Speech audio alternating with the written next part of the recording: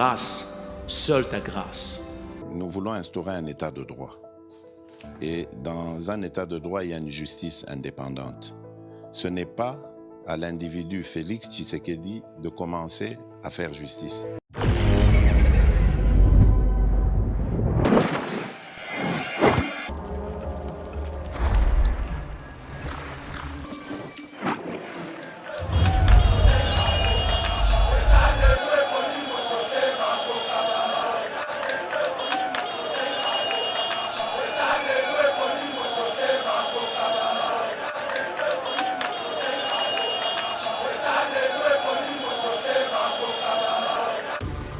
Monsieur le président de la République, il lui faut justice pour na 18 ans. Les Joseph Kabila, les Moïse Katumbi, les Bazaria Sourouberoua, Batouana Nyonso. Il faut justice, c'est ça la Manambokoyo. Aujourd'hui, Moïse Katumbi, candidat président de la République, Laurent Désiré Kabila, président de la République pendant 3 ans et 8 mois, Katumbi en exil à Chamakolo na mboko yote. Donc Katumbi a na mboko autant Laurent Désiré Koufi, Katumbi a commis enfant chéri Yamona ya Laurent Désiré. C'est inexplicable. 22 ans après, tant qu'il y a de la vie, il y a de l'espoir. 22 ans après, ma réhabilité et handicapé. Innocent Yabatou. Tata Yewana na mbulo afandi maestro merci na photo teni wana bande ko bwali banda bomoni yango nde yango teni ezo salama awa na Kinshasa tozo pusana na maponomi bande ko tozo continuer koyebisa batu élection ezali seni ça la sensibilisation. Pourquoi? Puisque mon pépé ya lokuta ezo tambola que déploiement ya bakite komina nute Kulutu Denis Kadima. Équipe ya communication na Katiwana. Peut-être que c'est les soldes d'été chez Mima Mode. Le spécialiste de la chaussure italienne de luxe et de costumes haute couture vous fait bénéficier d'une remise de moins 20% sur l'ensemble de sa gamme de produits. Profitez-en du 28 juin au 25 juillet 2023. Mima Mode. Notre boutique se situe au 12 rue Parisis à Dreux.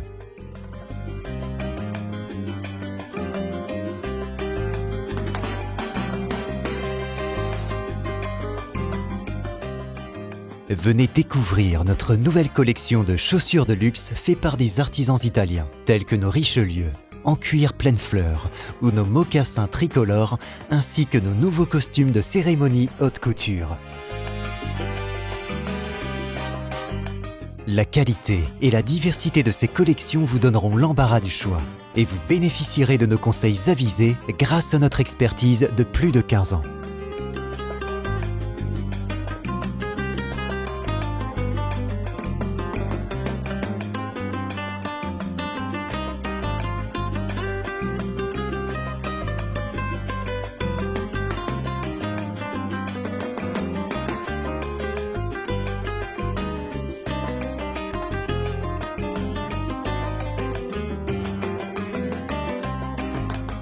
Rendez-vous également sur notre site internet www.mimamode.com. Avec Mima Mode, l'élégance au masculin, c'est pour vous. BioHerbs Cacao est un cacao en poudre de première qualité, mêlant l'utile à l'agréable, originaire d'Afrique. Les bio-cacao possèdent des propriétés médicinales et aphrodisiaques naturelles et puissantes. Un autre cacao n'est composé d'aucun arôme artificiel, d'aucun colorant ou de conservateur. Avec de l'eau chaude, de l'eau tiède ou du lait, profitez d'un tendre goût de cacao. Avec BioHerbs Cacao, vous êtes assuré de retrouver une capacité physique optimale. Un complément alimentaire conçu pour les hommes augmente la libido pour une santé sexuelle positive. 30 minutes après l'usage, vous avez des résultats positifs. C'est la première fois que j'ai goûté à un complément alimentaire sain, propre, bio, sans produits chimiques et sans aucun effet secondaire et qui fait des merveilles. tout ce qui est écrit pour ce produit est vrai. Bienfait est pour le cœur et la morale. Lutte contre l'hypertension et le diabète. En tant que médecin, je vous conseille d'utiliser. Et pour devenir distributeur, écrivez-nous sur gemsociety1@gmail.com. Nous sommes en Europe.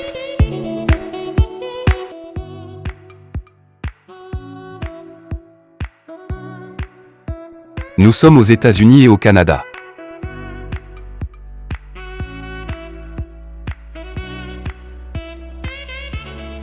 Nous sommes en Afrique.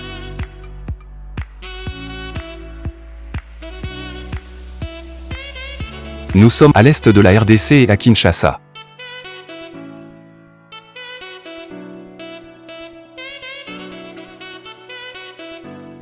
Vous pouvez passer votre commande en ligne sur notre site www.docteurmiracle.com.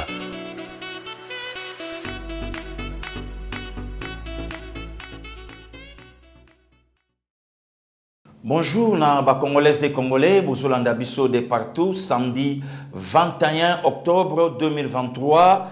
Pasteur Gili, votre frère, votre fils, devant vous. Toyekande Tobe Takali Masolo, nous c'est le Congo, nous c'est l'institution président de la République. Donc ce Bomoni Bisso, Toyeka Poto parler pour na Congo. Nous ne sommes pas comme les autres. Ceux Batelemi, Baso parler pour na Makambo ya Bango personnel et égoïste. Nous c'est le Congo.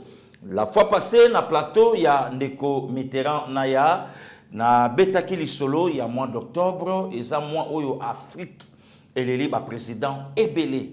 Na lobi bien Afrique, continent Oyanga, et les libres président Ebele. Na Bandaï na Lisolo, il y a 1er octobre 1970, Égypte allait là déjà président. Le 6 octobre 81, Égypte allait là à Noir El Sadat. Lisolo Oyo Batwa Betaka ya défilé, Baboma président a défilé à Noir El Sadat. Et tu es comme le 15 octobre 87, Afrique allait là, le chouchou, le président chouchou africain, Thomas Sankara, à l'âge de 38 ans. À Noir El Sadat, c'était naba 62e année naïe.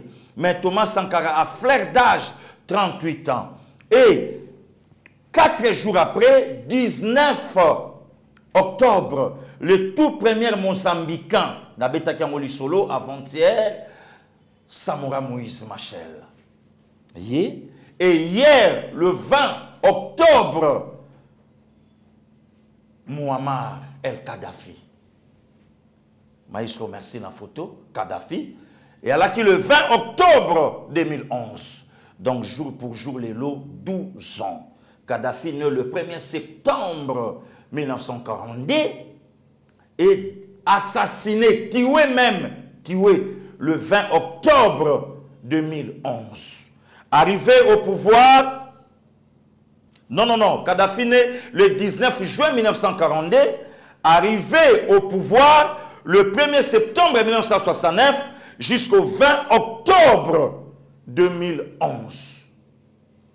Maestro, merci. Cause yaliwa ya Kadhafi, Batubayebi, a Telemaka, Sengaka en Afrique. Pourquoi pas toko comme na monnaie moko? Pourquoi pas toko salapé banque na biso ba africain et permettre que to dépendre l'issue na ba blanté, to dépendre pe na ba occidentaux té. Ça lui a coûté. Na ba source mususu toyoka. Il semblerait que atambola pe na monsi a président ya France. Ndenge toyokaka na ba source mususu et na ba source mususu aussi ndenge toyokaka a réclamaka mbongo na ye o ya defisaka moko ya ba président français mbongo na ye o ya defisaka pour na campagne a réclamaka pe mbongo na ye. Ça lui a coûté, mais lelo Libye à Kadhafi, lelo ba libyen bazo regretter Kadhafi a zonga. Pourquoi? Puisque Nathan ya Muammar Kadhafi, un étudiant libyen, alors qu'il a besoin qu'il est à Strasbourg, alors il a besoin qu'il est à Toulouse, ou bien à Marseille, ou à Monaco, il vivrait très bien. Un étudiant libyen, alors il véhiculé, Makambutu, et alors qui est normal. Mais depuis que Kadhafi est parti, le Libye, il y a Kotoboka. Libye, il y a Kotoboka. Donc, lobby peuple libyen ba pensa ki na Muammar Kadhafi oyo a totalisé 12 ans dans l'au-delà. Na lobby bien 12 ans dans l'au-delà. Aujourd'hui, 21 octobre, ba africains en général, en particulier les Burundais, et Sika Koulutulanga Philippe Mata, que je salue, Azali, ba Burundais, bazo passé la 30e année, il y a disparition, il y a Malchor Ndandayi. Né un certain 28 mars 1953, même année que mon père. Abotami la même année que mon papa. Mon père, Abotamaka 9 juillet 1953. L'ancien président burundais, Abotamaka 28 mars 1953, assassiné. Aujourd'hui, 21 octobre 1993. Même année, il y a décès, il y a Maman Nangaï. Même année, il y a décès. Il n'a fait que 102 jours au pouvoir, du 10 juillet 93 au 21 octobre. Nangaki n'a parlé mouké, maïsko merci na photo naye, na Malchor Ndandaye. Aujourd'hui, tango batou, baomona li kambo yo le président congolais Félix Antoine Tshisekedi Tshilombo a côté nango contre le Rwanda, batou baomona ngo le quoi ba blague. Or au prix même de sa vie, oh yemoko lobaki yango. Mais bizarrement na Congo, tout le monde a un cardinal à osala ba éloge na président rwandais. Or Malchor Ndandaye, le président Hutu burundais, Cyprien Ntaryamira, Oyaki Kokufa, 6 mois, le 6 avril, l'avion, na Juvenal Abiyarimana, Burundais Hutu, et na le président Rwandais Hutu, Juvenal Abiyarimana, Nyoso wana bandayi kokende, objectif moko, c'est de déstabiliser la République d'Isaïr à l'époque. À l'époque. Donc, le long na Burundi, tant bazo pensé na 30e année, il y a disparition, il y a Malchor Ndandaye. Ndandaye. Merci, HD. À l'âge de 40 ans, à l'âge de 40 ans, il est parti, accueilli. Nyosona c'est le Rwanda. Yakoluka tionde nya koko tapo à s'encaparer na Congo démocratique. Voilà.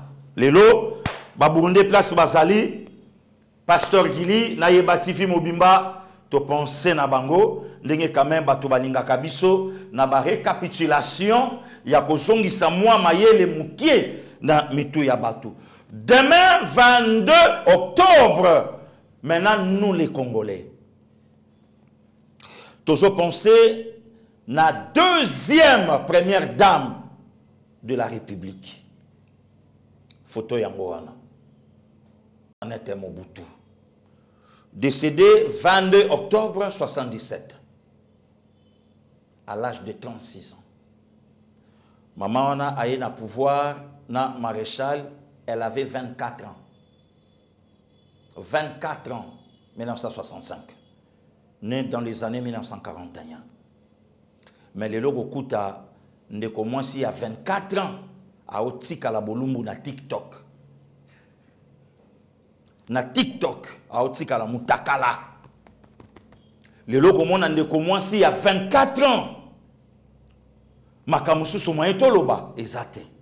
Mais photo yo ashda zolaksa ya mama oyo. Déjà na âge à 24 ans. À sa komaki première dame. Na âge à 36 ans, à Zotika, j'ai plus de 5 enfants. Plus de 5 enfants, je dis bien. Plus de 5 enfants. Mais bizarrement, Lélo, jeune fille à 36 ans, maman il y a 36 ans, na Loba. Soga bois qui photo, na TikTok, te bo rejoyé, 36 ans. Ah non, on a ba cop, ah non, on a ba agenda. Ah non, on a n'importe quoi. Mais Congo, elle est là, deuxième première dame. Naï, Namboko, Nanja 36 ans. Demain dimanche, 22 octobre, les Congolais ont gardé une pensée pièce na Marie-Antoinette Mobutu. Marie-Antoinette Mobutu, oyo asalaka babilo ki belé ba œuvre sociale. Centre féminin Maman Antoinette Mobutu, je crois na limité, boyeba ki yango, bomona ki yango. Kala ba yana biso banda kotanga kuna. Koye kola coupe couture, ba misala maboko, encadrement bandeko basi, babilo ke belé. Que Dieu bénisse notre actuelle première dame, la très très distinguée Denise Nyakero Tshisekedi. Oyo a pensé qui quand même na réhabilitation nango. Réhabilitation nango. Donc voilà, moi intro oyo pasteur Gili alingaki akotisa bandeko moi mukelelo pour tozala na moi idée ya makambo oyo eleki na Afrique o ndenge tutolobaka na lingala na molongo. Donc oyo eleki Makambo e komela Afrique na mois d'octobre. Makambo e komela ba pays voisins, baninga, bandeko na mois d'octobre. Makambo e salama, oye koma na mois d'octobre. Il fallait quand même to mekato rappeler batu.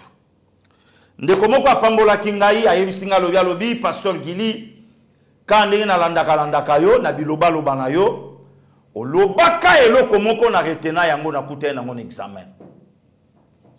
Et tant on a coûté dans mon examen, directement on a pensé na pasteur Gili na Yeba TV et na répondre quand le pasteur Gili à Lobaka na joué l'ango ba point et na passé.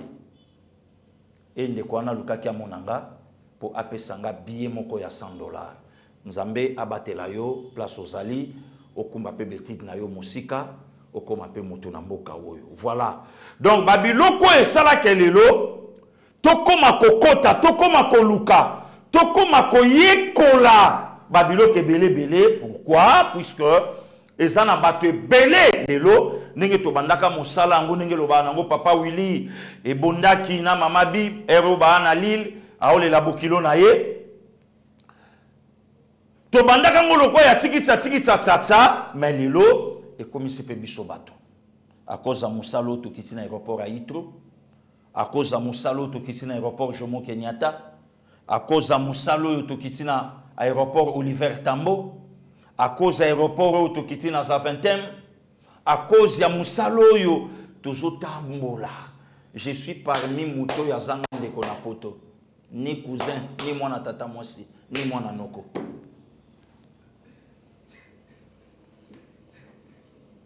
Pour ceux qui n'ont pas makambo nanga betate. Babiso to abato to remercier ka Congo tina suka. Babiso yo ba pasteur Gili. O kiti pe bon aéroport délégation batozo zela yo. Yo kenda ya no ya ka ozwa yo. Menga délégation. To kita en Afrique du Sud bo drapeau délégation. Didier Baye Mbombo na pointe. 5h du matin, Talabat. Hein? C'est qu'on a négligé. Oyo kamutabi jo asala kate mais oh papa. Bon awa c'est qu'on a osala na osala na yo beta dada. Ta. Na yo beta dada. Merci beaucoup. Nzambe abatela bao ya biso. Esika Bozali mama ni be ya grand frère propre maître Bedon Kolo Aïbandeni Akosela Bino Bolamo pasteur Alfred Kabonga maman Noéline, on est toujours ensemble. Lobo Kwanzambe Ebika Likolo Nabino, mon vieux Sayo Salai Yaya na Canada. Nzambe abatela bino tozo koba na musala oyo ndenge tozo bunda ndenge nkolo aome mabiso na loboko na ye ya nguya ti esika tokolongisa mboko na suka. Mikolo tokomika na momoko à titre exceptionnel na lobi na yo batu baluki yango na dictionnaire. Félix Antoine Tshisekedi Tshilombo akangate alakisa biso diplôme na ye ayekola wapi patati patata ba mo ezobima mikwele kakinga na mikili na yoka ba genre betami na zonga kini na yoka à titre exceptionnel. Beton ko sala biso bo était vieux Kosala biso boyete. Banda Congo ezala Congo.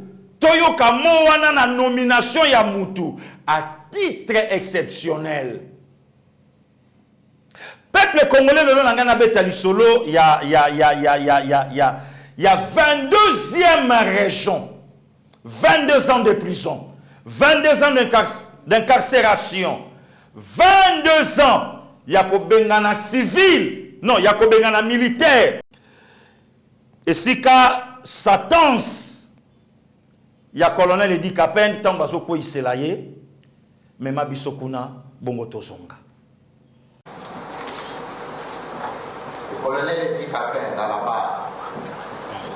Je déclare coupable d'attentat contre la vie du chef de l'État, d'y ne retenir aucune circonstance atténuante en sa faveur et le condamne pour cette infraction à la peine capitale. La Cour ordonne son arrestation immédiate.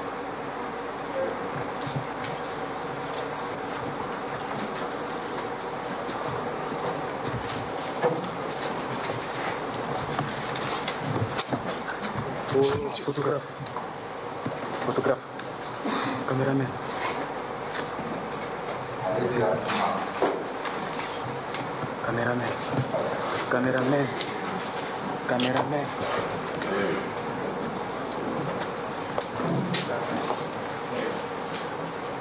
Capitaine Kafouad Mouche. Voilà. Bande kobo se rappeler na vidéo oyo. Bato ebele même babengaka colonel Edi Kapen à l'époque civil. Il fallait Kangamboka. Après ça sunzelate. Avion moko kita. Et loko boye salamate. Nini te mais avant na zo parti o nasa na bombi yango na ozonga. Touti kotika musée Laurent Désiré Kabila na mausolée. Je me rappelle, Naïbi qui place au Zongisima. Omar Bongo, El Hadji, par son âme, Denis Sassou Nguesso, Eduardo Santos, le président Robert Mugabe, le président zambien Chiluba, le président namibien, Bango Nyuso, Baye, Bakoti na palais de la nation. Rappelez-vous. Rappelez-vous. Je crois que selon Pasteur Gili, selon l'analyse Nanga, quand vous côté na palais de la nation, bakoka ipe koyebisa muto yo azwa ki pouvoir babi OK. Ko pesa ya yo Edi Kapen de banda ko pesa yi ko pango banda kala a exécuter, peut-être banda yi ko lingate, peut-être banda yi ko banga. Po alula ki mokonza mboka na ye ndeko na ye pe bauti contre moko. Alors le kola yo sali yango sala par tous les moyens o kabonana mutu ana puisque aza témoin gênant na yo po yinda yibi makambo ebele yo fo kabwana isoko bomi esoko e opesa faux pas créer ba faire créer makambo to kosela ye makambo ke yende mutu abomi Laurent Désiré Kabila. Moi je crois que kuiko za ndengo wana et kuiko za bongo bande koto lala to la muka Edi Kapen tondimaka na tawana Edi Kapen. Pourquoi?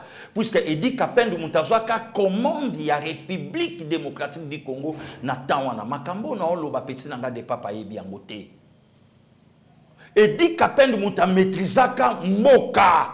J'ordonne sa partie de Kinshasa, c'est le colonel Edi Kapen. Mais peut-être qu'on tout dans un commentaire. Parce qu'il dit, mais pourquoi Edi Kapen d'Akangaki aéroport international Yangilité? Aéroport international Yangili est là qui est contrôlé par les Zimbabwéens à l'époque. Par les Zimbabwéens. Nayoka Abatobabe Tagalisolo, président Fachi, Tshisekedi, il y a la très distinguée. Akabi mboka oyo bandeko biso vanda na République démocratique du Congo na 5 nations étrangères awa Angola awa Zimbabwe awa Namibie awa Zambie awa Rwanda awa Uganda awa na mboko oyo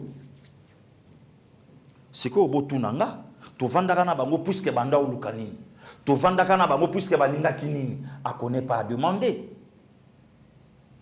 a connaît pas à demander.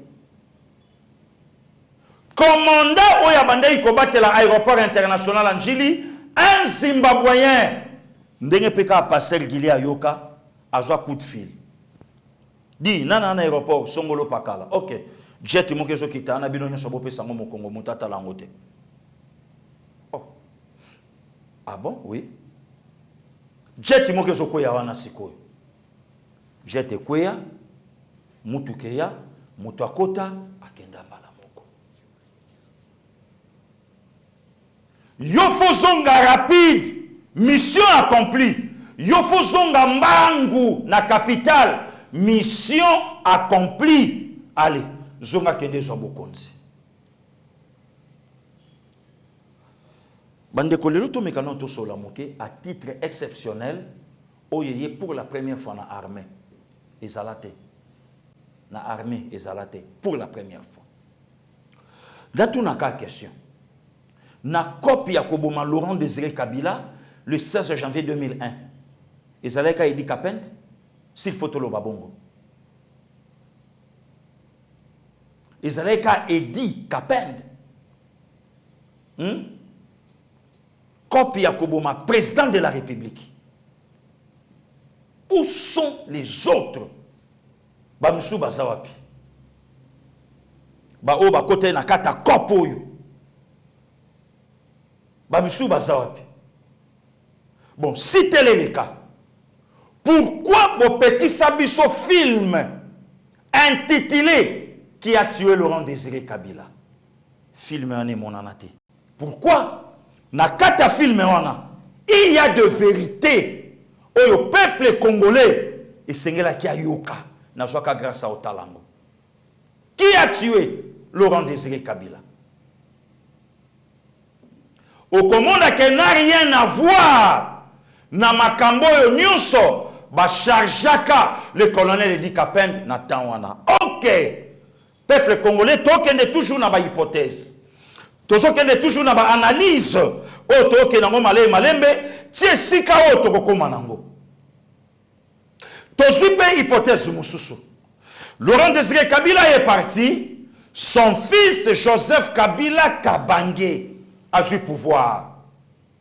Moi, je crois que Akoka qui peut aider justice ya mboka na ye pona ebimisa vérité sur la mort de son père.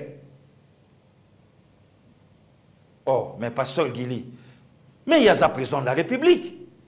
Makambouane kotala été. Attention. Bande kwebele balobaka ke Salomon abomate. Maximum de respect à mon évêque Guigui Lungu, exaucé Yamama Myriam na Luxembourg. David Azokoufa abengi Salomon. Abandi koyebisa Salomon ba vérité. Salomon, fais attention avec ton frère. Salomon, fais attention à Shimei. Shimei abwakela anga putulu ya zelo. Ta una okimande konayo. Fais attention à lui. Salomon a un testament dicté par son père, David, a gardé à Monakata Motemanae. Bible lobby au bout de 2 ans. Shimea landa qui va serviteur nae na village ou pays voisin. A récupéré pe bango, a zongi pe na bango na mboka. Roi Salomon ayoki que Shimea bimaki abengi a rappelé oyebi makambo salaka tata nanga David oyebi ko bwakela kay sable tanga banda ko ki ma frère nanga et l'okoni nezangaki na pouvoir il y a 18 ans même honorable Jeannette Kabila même député Zoé Kabila Mwanzambila. Même le président de la République à l'époque, Joseph Kabila Kabange, et nous connaissons les Sangaki, Yakoyeba, la vérité sur la mort de leur père. Et ce qui a été, Mouzé est parti en 2001, le 16 janvier, je crois en 2003-2004, la sœur cadette de Laurent Désiré, oya banda yuko kita liboso na avion, tangu cercueil zoya na sima, a koufa na masasa à bout portant, il semblerait qu'un colonel mtabomaye. Un colonel. Abomi tata mwasi nanga, nga tata ngai naza mokonzi mboka. Colonel abomi tata mwasi nanga. Une aperçue. Il semblerait na ba source mususu ke non. Tata mwasi pa koma ina ba dire moko grave que na commis près na dénoncer. Ozo salir comme libota na biso. Na zongi na makambo ya à titre exceptionnel, Mikolo Bakomo Benge Kabongo. Soko yoki à titre exceptionnel, il y a le général Edi Kapend.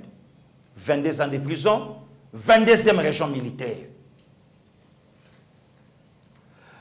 HD, Memabiso, Edi Kapend à Monsolé, pour la première fois, à Kekotala, là où repose le corps de Laurent Désiré Kabila, son maître, son président, son frère, Boyoka Makamudi Kapenda Lobi, Bona Zongela Bino, Maestro Tokei. Manipulé, vous ont raconté des mensonges, vous avez grandi dans les faussetés. Cette journée pour moi, c'est une journée de deuil. Un deuil à l'encre indélébile. Ça finira chez tout le monde, sauf dans ma mémoire. C'est les jours où la République a perdu son véritable leader. Mais en même temps, c'est un jour qui doit donner l'espoir.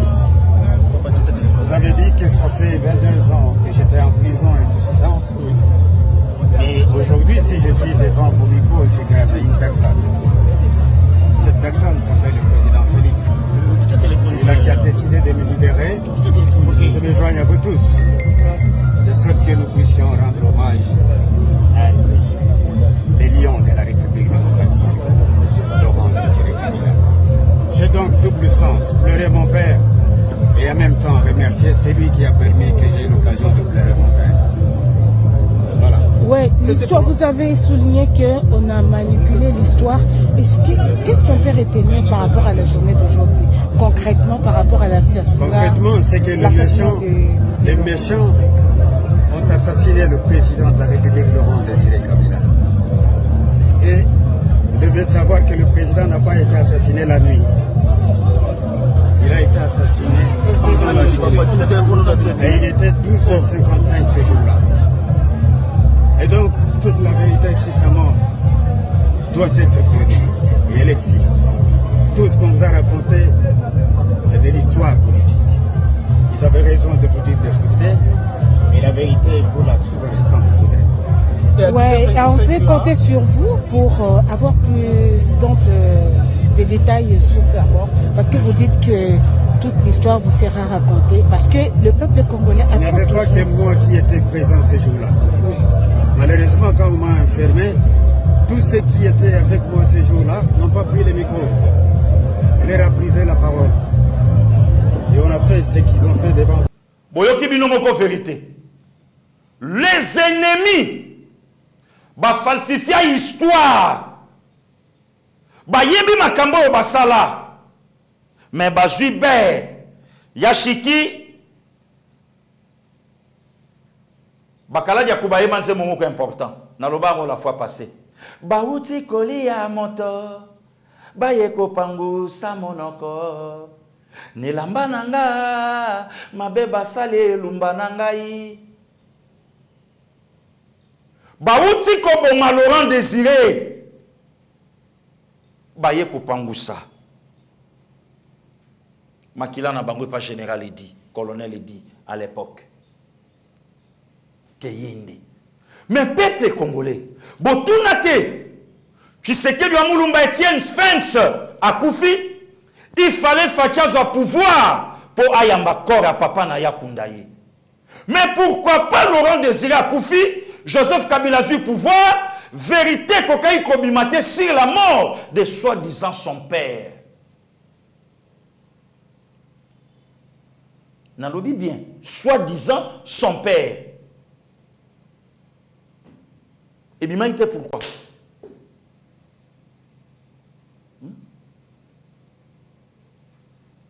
Et dit Kapende. Mais Edi Kapende a kokanga pouvoir comment? En Afrique, m'tassa la coup d'état m'tassa pouvoir.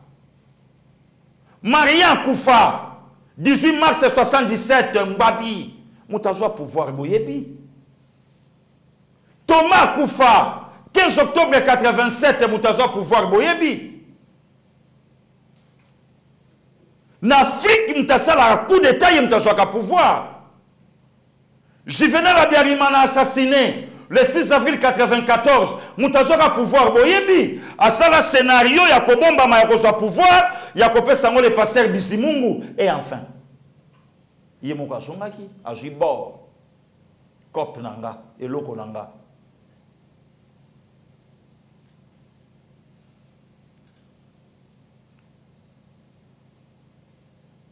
« 22 ans après, tant qu'il y a de la vie, il y a de l'espoir. 22 ans après, la réhabilité et du Kapende. Innocent Yabatu. Tata Yewana na mburo. Afandi maestro. Merci na photo.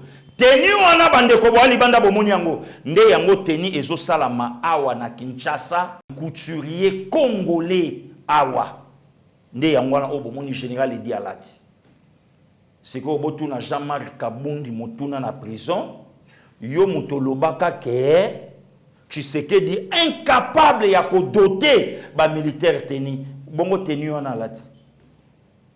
Ba tonya wana ndaku nona kingabwa. Voilà. Voilà.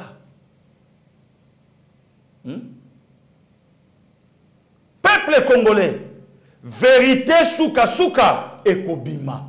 Silence radio na FCC. Réaction exatée. Francine Mouyumba calme. Hein? Ba communicateur. Ceux qui banani silence radio. Moutaolo bazate obisolo bakanaki Congo. Mambo masobele. Donc c'est-à-dire makambo baby. Makambo baby. Na yoki batu balobi babi mais non. Fatia Boujar mais pour azolenga message il y a Edi Kapende. OK. Non, il y a John Numbi pardon. Merci beaucoup. Toko zo peka hypothèse ango. Ce qui Fachi a bandi message lancé par John Numbi. Est-ce que Fachi m'a répondre John Numbi? M'a répondre John Numbi Azali, général Christian Chiwewe Songesha. Ou il répondrait.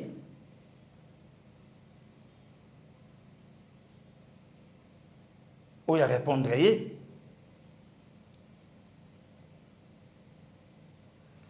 Moi, je croyais que mon frère Wata Ritiengashi, Bisso, c'est là qu'il fallait FCC Abima. Bisso, c'est là qu'il fallait FCC à ça la réaction. Mais comment yoko zongi sana armée? Mouto yo biso to commissaire civil. Mouto ya boma président de la République. Bongo réponse ezali. Bongo joyango ya propre ya sika. Je crois qu'il y a un peu bokangi na bino monoko bobo na bino koloba. Monsieur le président de la République, il lui faut justice mon que salamana mboko yo. Pour na bato à 18 ans. Les Joseph Kabila, les Moïse Katumbi, les Bazaria Suruberwa, Batouana Nyonso. Il faut justice, c'est ça la Manamboko. Aujourd'hui, Moïse Katumbi, candidat président de la République, Laurent Désiré Kabila, président de la République pendant 3 ans et 8 mois, Katumbi en exil à Chamakolo Namboko Yote. Donc Katumbi a yé Namboko autant Laurent Désiré Koufi, Katumbi a commis enfant chéri, il y a mon et Laurent Désiré. C'est inexplicable. C'est inexplicable. Muto azalaki monguna ya tata nanga akoma moninga nanga makasi. Asengaka tata nanga Jekamine azwate nga na pesa ikatanga mobimba.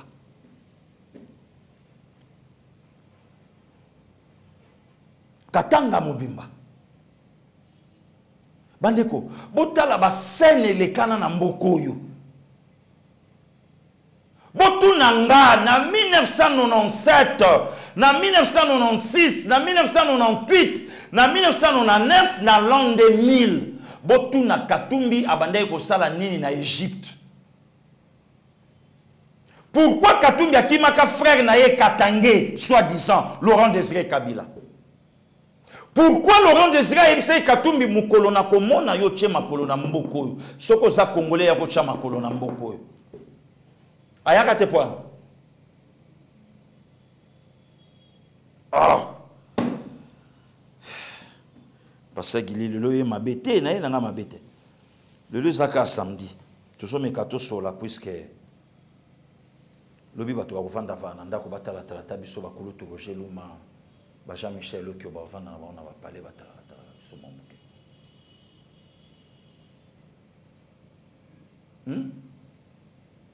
Botuna Katumbi.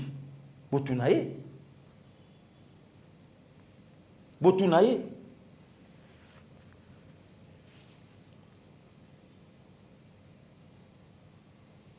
Katumbi, pourquoi Ozalaka wa teta on Laurent Désiré Zalaka? Pe Ozalaki na nationalité nini? Pe Ozalaki en exil et pas barabe kuna. Okenda ko sa nini kuna?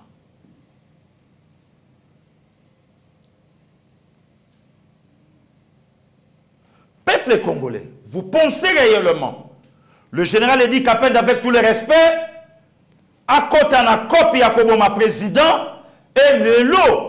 Mokonza mboka ya atome donc bazongisi non armée ba réhabiliter bazongisi ye ba pesi ye pété pe ba nommer ye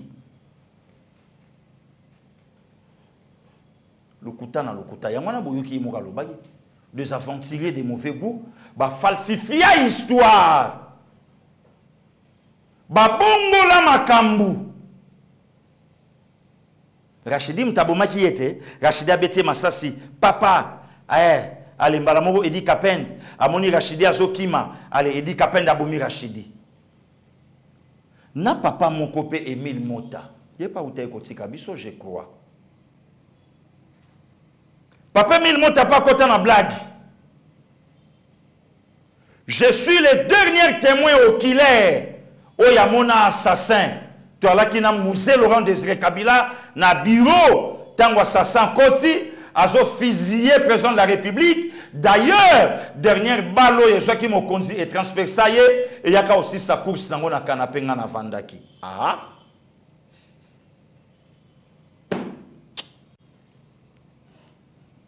Donc dès to fandi na studio ana baninga nanga mutakoti abomika kangai berisenga shiba otala. Maestro azotala yepa moni bango petit nanga de papa tali ya moni bango abimi pake papa mutu asimbi mandoki azokweyisa nzoko bozabino mbale pa bimi atikio siko na kati ya nklo wana ya lopango bato balaka to koka kobelela mutu ango akenda api bozongisela biso filme wana ya qui a tué Laurent Désiré Kabila toyoka ba vérité oyo eza na kati wana. Ne beaucoup comprendre que le général dit un innocent.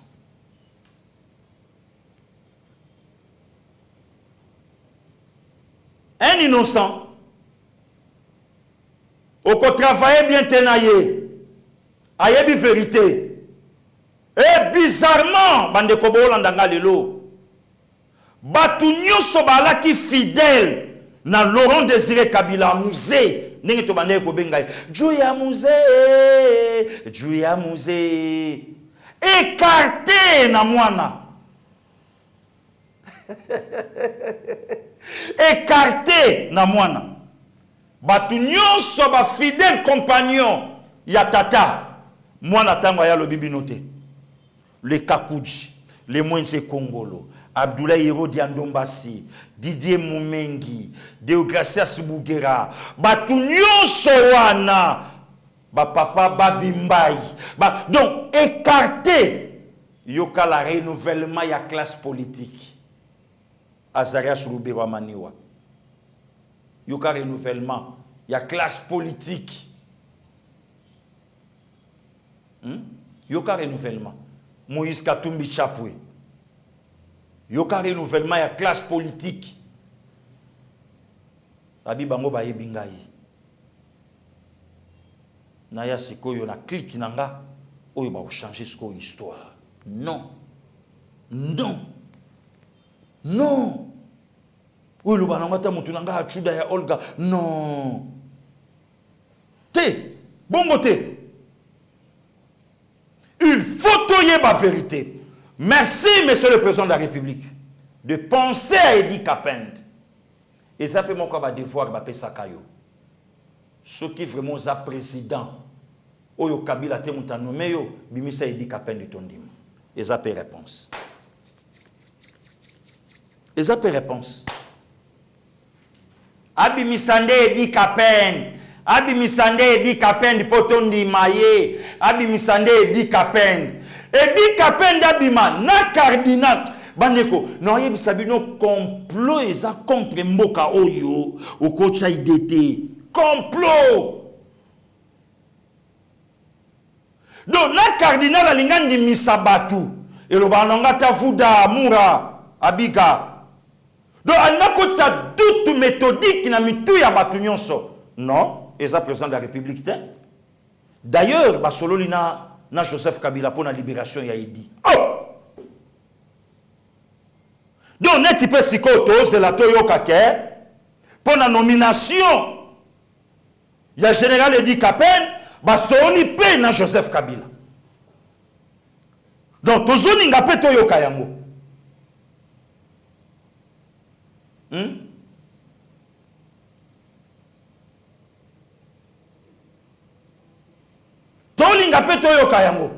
Voilà des prisonniers politiques, des prisonniers, il y a Joseph Kabila. Oh, Kabila, Yemoko. Aoko, c'est la justice. Non! Non, c'est la justice à ça, Moussala. Batounayen en 2006. Où en sommes-nous avec les dossiers, les procès de votre père, Laurent Désiré Kabila? Non, nous attendons la justice. Moi, je ne suis pas la justice. Pour n'a qu'il ait tranché, pour n'a, non. Nous attendons. Lukuta! Quelle justice? Hein? Quelle justice? Oh, yo, banda yu kozela. Na liwa ya tata na nga président de la République. Wana ba prisonnier ya Joseph Kabila. Il y a un papa, il y a un serviteur de Dieu, il y a un homme de Dieu. Oyope azalaki pe moko ya ba prisonnier ya Kabila.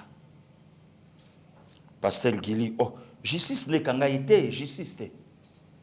Maestro, wana na ebite to kende soki na justice, soki wapi, la kisla biso tato ya lati complète à costume, na chemise na ya rouge na kati, boyoka makambu tata wana aloba, bongo na zongela bino. Tokei maestro. Je tourne vers la cour pour terminer. Je voulais vous dire une chose. Je tiens ma Bible. Je savais qu'aujourd'hui c'était mon jour. Je voulais le dire avec la Bible en main. Ça fait plus de 2 ans que je n'ai pas parlé avec un micro. J'ai passé toute ma vie en train de prêcher la Bible avec le micro. Et quand je tenais cette Bible, je parlais de la vérité. Je défendais la vérité. Je condamnais le mensonge. Je vais dire à la cour ceci. Ne croyez pas que c'est par hasard que vous êtes là. Si l'hiérarchie vous a choisi, c'est Dieu qui a permis, à travers l'hiérarchie, de vous choisir. Votre décision, ça serait resté gravé dans l'histoire de ce pays. Et ce procès, c'est un procès test, un procès symbole de la machine judiciaire de notre pays. Il y a eu un homme au nom de Pilate qui ne connaissait pas Dieu, mais qui il avait comme prévenu un innocent, Jésus. Quand il a regardé que cet homme était innocent, il a dit, je n'ai pas droit d'avoir sur mes mains le sang d'un innocent. Je ne peux pas condamner un innocent. Et il en a acquitté. Je crois ce que vous pourriez faire pour mon cas. Comment? Tout ce qu'on a entendu ici, ce n'était que des faussetés. Je vais prendre un exemple. Mabosso. Mabosso, un dimanche, à 9h, Mabosso vient à l'église Armée de Victoire où il y a plus de 5000 personnes. Maître Billet a dit, à 9h, pendant la prière, où il y a plus de 5000 personnes à 9h du matin, j'ai vu un monsieur en tenue, policier d'Angola. J'arrête le culte. Je dis, aujourd'hui je ne prêche pas. Entre dans mon bureau. Et mon bureau, qui aujourd'hui d'ailleurs, la partie civile occupe ce bureau, le docteur Ngalassi, et je crois que leur allié, son allié, a pu visiter mon bureau là où j'étais. Ce bureau qui mesure 10 mètres sur 5. Mais ce jour-là, ce dimanche, là, 9 décembre, or dans la date, 9 ce n'est pas le dimanche, c'est lundi. Allez-y comprendre, allons comme ça, allons. 9 dimanche, c'est lundi, on ne sait pas, mais on entre, mon bureau s'est réduit. Automatiquement, le bureau s'est réduit à 1 mètre sur 5, où je donnerai l'argent à ces garçons. Je prendrai ces garçons, les dimanches, 9, lundi, on ne sait pas. On part chez moi, ma femme qui est censée à être avec moi comme d'habitude les dimanches à l'église, mais ma femme se dédouble. Elle sera à la maison en train de servir de la bière, skol ou promousse, sur la partie qu'ils connaissent, à ce jeune homme Mabosso. Si, voilà ce que je peux vous dire, si vous pourriez croire à ça, condamne-moi. N'hésitez pas devant Dieu, devant le monde invisible et le monde visible qui regarde, condamne-moi. Mais si vous ne croyez pas à ça, laissez-moi aller servir l'Éternel.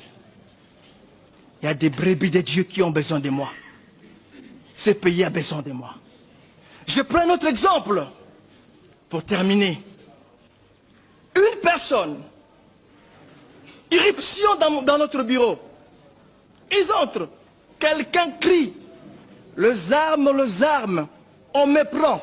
2 ans après, je dis bien, 2 ans après sur cette cour, on me montre ces armes, mais bien sûr, sans les munitions. Jusque-là, je n'ai pas vu les munitions. Qu'on aurait dit qu'il y a des armes et munitions. Mais je vous dis que je n'ai pas vu les munitions. Mais 2 ans après, parce que quelqu'un a dit qu'on a entendu, et 2 ans après, on dit, voilà les armes, c'est pour vous ces armes. Voilà. Là, c'est l'archibishop Coutinho Fernando.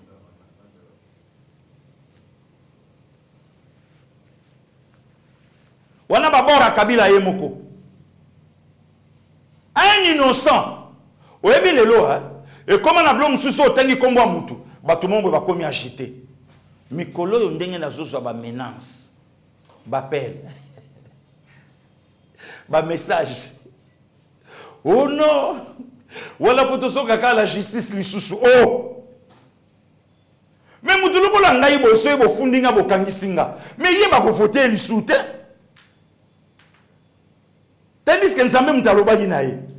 Siko nga bozo menacenga pourquoi? Nga na lakisi kaka makambo ele kaka na procès. Ah, Pasteur Gili. Yela mutela emitera na ba petit ala ba na rien. Ba petit ba na niveau te ba petit ba sala kate. Ole ba lukaka misana bango ero ba petit ba zo lexaka ata na makambo politique. Ah.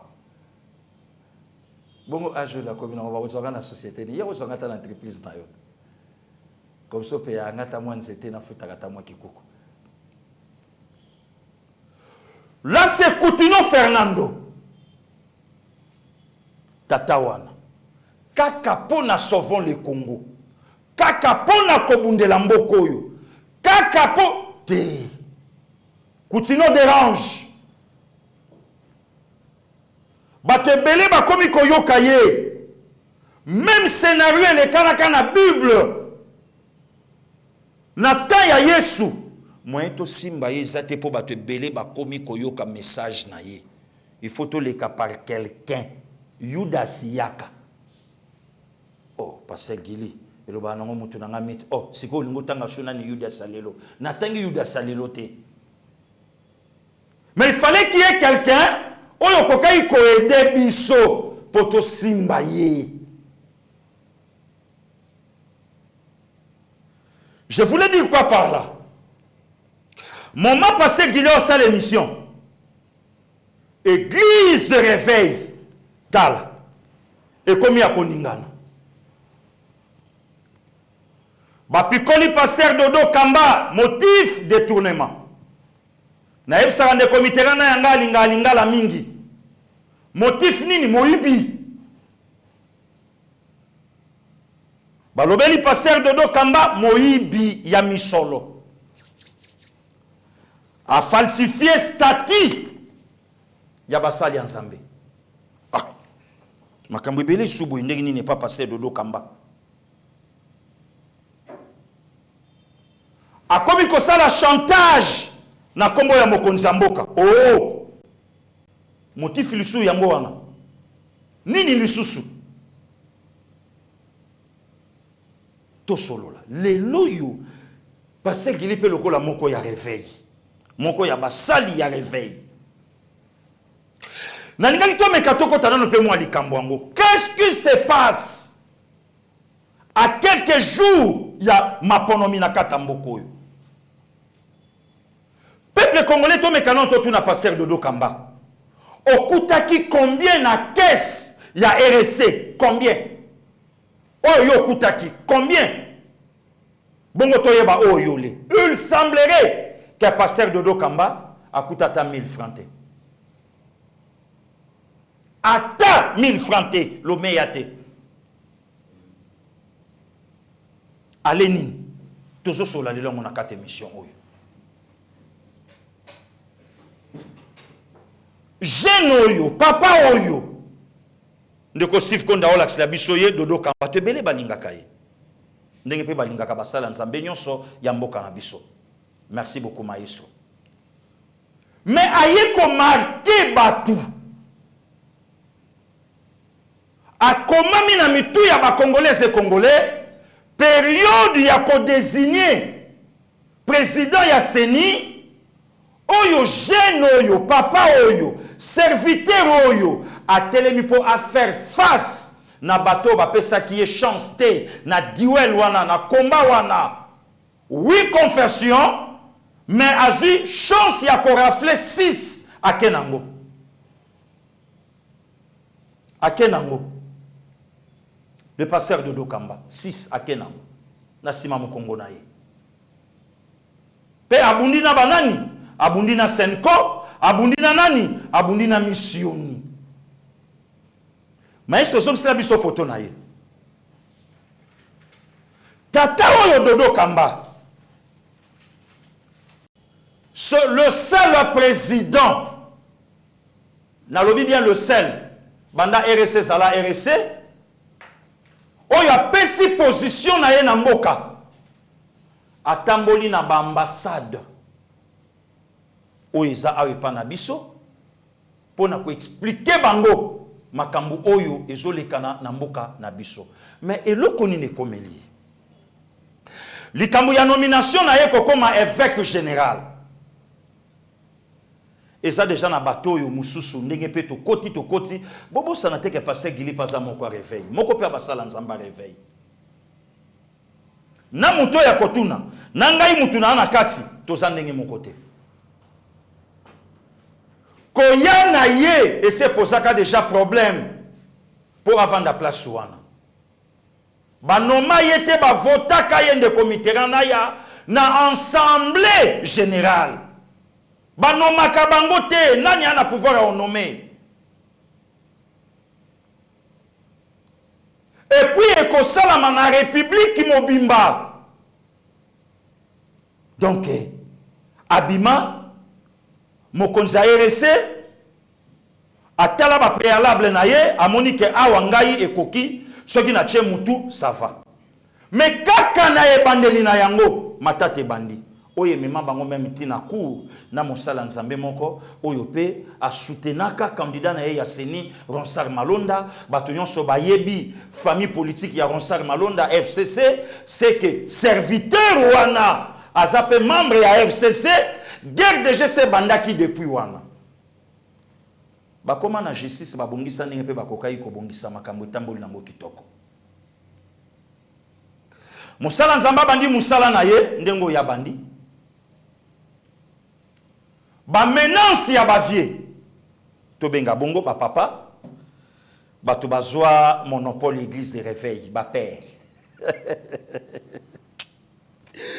Ba père. Tozo kene na kopesa pasteur de l'île si raison na mboko. Tozo kene na kopesa évangéliste Claude Kabundu Alessa, papa que je salue raison. Tozo kene na kopesa pasteur Moïse Mbiye raison. Pasteur Gili raison ya nini? Nde bazalaka na bango musika ya makambo. Ndenge bazalaka na bango musika ya makambo. Bakristu ya réveil. Qu'est-ce qui se passe? Pasteur Dodo allez misolo ya réveil ndenge ezolo bama. Mais misolo oh yale aya kuta elo côté na caisse. Ata 1000 francs kutate. Le vrai problème est que to komi na moment ya ba élection pasteur Gila lobaki yango. Biso to mesana kolia na ba moment oyo. Mais yo petit yo Dodo Kamba. Ndeni ozo fungwa mate. Hein? Au lieu au fongola mokonzi mboka. Ba moment o to comme eza moment solisa biso po biso pe to banda déjà boko sala ba campagne o bo sala kana bino pe yango te.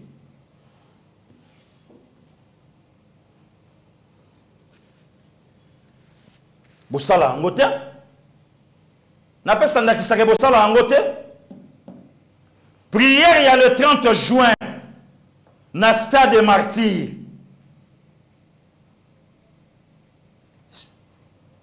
Nzunga ma famille tonda mpiaka na obeta lisolo nango. Mais prière il y a le 18 juin n'espace Ndolo dirigé par Mineta Maman Del Kainda. Ba père ba koma 12h30 13h. Tant ba moni tapis rouge etandami ba bio keto kende rapide puisque béton soya. Tant ba moni ke béton koyate Moura banjo kende, babanjo linga tapis rouge, ba père batika podium, babanjo benda na bango, pona nini. Ce qui beto aye to kozwa rendez-vous likambo likonda. Mais tato yo Dodo Kamba, lokola yebi keto yela ki prière, accompagnant madame la ministre d'État en charge à portefeuille, Maman Del Kainda, c'est na souka ya prière. Donc ngelo bake, aspect wana tocha yango à côté.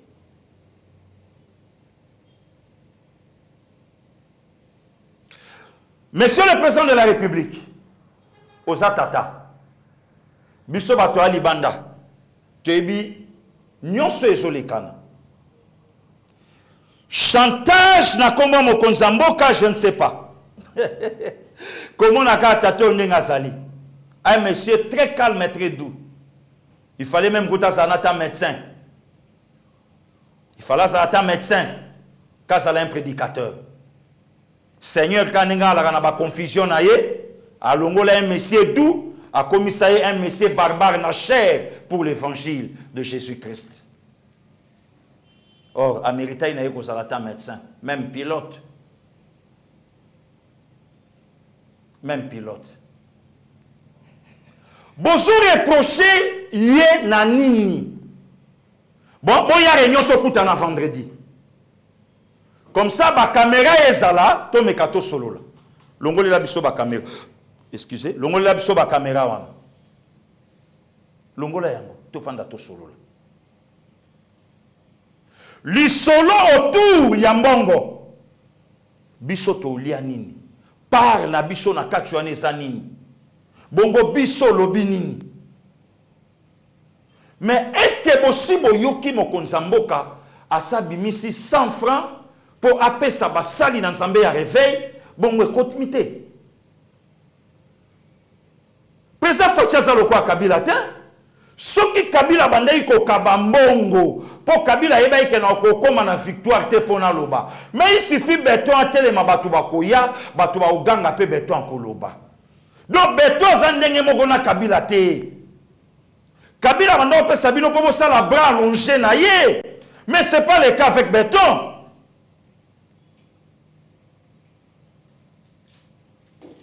lokola yozo solo la te biso to cha mutu na biso mais ba père ceux qui bo cha mutu na bino to kima na ba texte hein comment bozo clouer mutu na statut o eza refusé il y a 3 ans passé pe boyebi yango bino moko ah film a continué bandio zonga na dodo kamba passer Denis le Salobi abi maintenant nya yebité passer continue à la trahir na baninga na ye passer continue à la trahir na ba propre frère na ye ba pasteur là c'est mon vieux Denis Lessi mais tobo yango ndenge nini il y a un pasteur à tellement na chaîne ndeko na biso sango Israël mokonzi pona ozala clair ya koyebisa ye ke parmi ba père à réveil continue à zate mais yé moko po simba cher na Kinshasa awa pour la première fois continue de mtatikela ye cher atikela ye voilà peuple congolais donc nous saisons les cas tout autour ya mbongo to comme période d'élection to comme période à maponami beto zo fongwa mate beto zo donc a solo la te dodo kamba pe to mono clair te biso fotolia mais kolia différence à kolia ya Kabila na ya Tshisekedi lelo ezandenge mon côté basali na nzambe bobo mabatu bapagano te s'il te plaît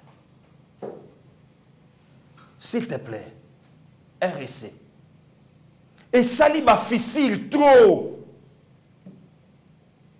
Je me rappelle encore la démission, il y a vice-président, il y a RSC, évangéliste Kisiamina Kibi, l'agence CAR. Je me rappelle encore la démission, il y a évêque Pascal Moukouna, à Kerosala, à Mec. Je me rappelle. Et les lots, Tozo Kende, Wapi. Élection Yango Lobi Natongo. Ndako réveil bandi koningana. Toboyi peut-être toza contre Moutouté. Mais ba nomination oyo bozo sala. Tozo banga. Puisque totikali komona na biso pété ata père moko à faire face na ba chaîne na ba paya ndenge ba chole basalaka. Ndenge ba Eric Nsenga basalaka. Est-ce que tozo soutenir Congo, tozo soutenir Mokonzamboka, tozo tchela ye poso habitabe na moma oyo asieta akweya akende mbala moko. Derrière biso banani baza. Derrière biso ba père banani baza. O ba ofula biso. Lelo tatawana abandi na 20 mai. Bientôt, selon ma source na yoki Kindu. Or Kindu, et ça basio moko ya makasi ya kotele me la prison Tshisekedi. Nde moment sko to bandi ko benda na bilamba. Kita. Kokende kunate kita. Où soit en réalité? To soit courage ya koyebisa mokonzi ya mboka. Ndinga landaka biso na ba mateya na biso na ba conférence na biso Fachi toko salelo campagne mais biso petolia biso banani ba père ya RSC tolia kuba sadilanga kuba dilanga tolia mais lelo au moment que biso moko ba serviteur to bandi ko saliro ya biso na makambo nzamba pekisa na les 10 commandements. Ko propager ba faux bruit te pona ndeko. Eza lisumu mais lelo biso moko basali nzambe to osala. Bon, ce qui peine de komusu soit télémi. Alors, ok, le col est comme boy, justice yamba biso. Ndeto komi na makambo yo, et comme la pasteur Koutino na pasteur Ngalasi, ou pasteur Koutino lo baike, na koki ko téléma na justice te, na muto ngana eto simba ka Bible pe to proclama ka Jésus-Christ.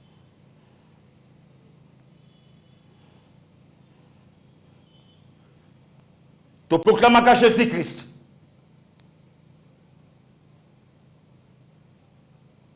Ah, mbongo, nana sala yo. Mama na yo nani, bayemba na banzembo.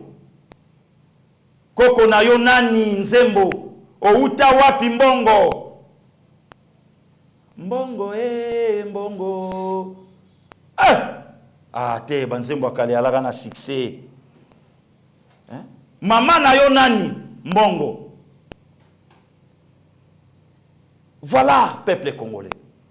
Au moment que tozo bongama na maponomi, RSA bandio ningana.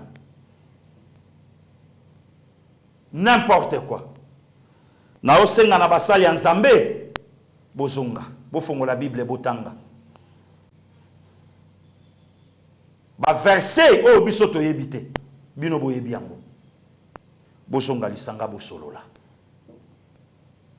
Modelo yo ndeko akotaki. Le président, le évêque, et ça modèle à Zobi Melate. Ce n'est pas propre les hommes de Dieu. Et ça qui est au côté. Yango moni ma confession nyoso ba finga ka biso binzambi nzambi. Pourquoi? Manque à sérieux, manque à respect. Manque à sérieux, manque à respect. Basimba ka biso. Mais les lots mouta faire face na ba données politiques. Na batu nyonso lelo bazo simba Congo bazo menoncer le président Tshisekedi nde mutu lelo biso tobito sangana yete. Je crois que ba armeza ya kobongama toko popolango kitoko pe toko expliquer bande ko nyonso oyo bazo landa biso de partout. Tozo pusana na maponomi. Bande kotozo continue koyebisa batu élection ezali. Seni ça la sensibilisation. Pourquoi? Puisque mon pépé ya lokuta ezotambola que déploiement ya bakite komina nute kulutu de nikadima équipe ya yo ya communication na kati wana pour peut-être tamusu biso mayo benga biso ezate.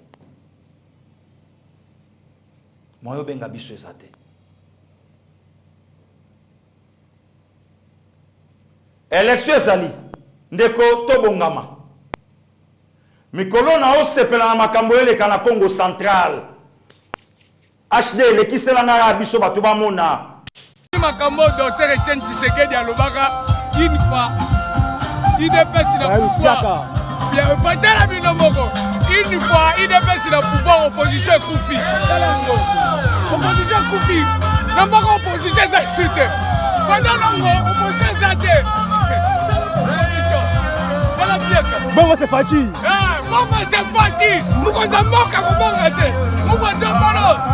Parti piaka ya kabuya piaka. Bailu piaka. Ya kaula koni. Bailu piaka. Bailu piaka.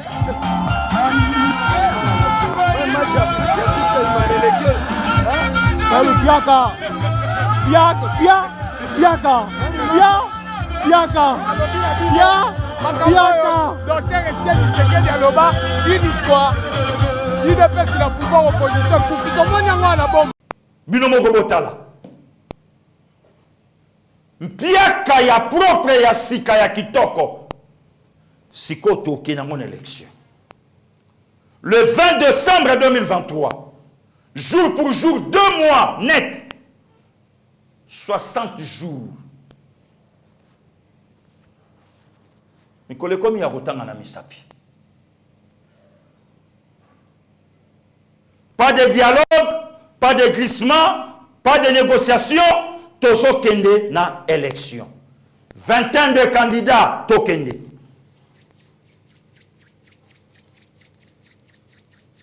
tokende makambu ya koluka makambu lelo ezali shooté mikolo ekomi kaka à titre exceptionnel na moni dame de fer asa beti yango bomesana kobenga ye bongo bomesana kobenga ye mikolo yo yango wana bomesana kobenga ye bongo na lobi na yo eza na bato balali na fefele fièvre tension ekiti 0-0 Edi Kapen Katanga civil azongi militaire na pété alukotaka na sa tomboli likolo alukotaka na sa tomboli likolo. Peuple congolais merci kimia na mabota na bino nzambe oyo abatelaka abatela poso elamu eyenga elamu tokutani mbala nsima so nkolo yesu azongi te. Merci. Ta grâce, seule ta grâce. Nous voulons instaurer un état de droit. Et dans un état de droit, il y a une justice indépendante. Ce n'est pas à l'individu Félix Tshisekedi de commencer à faire justice.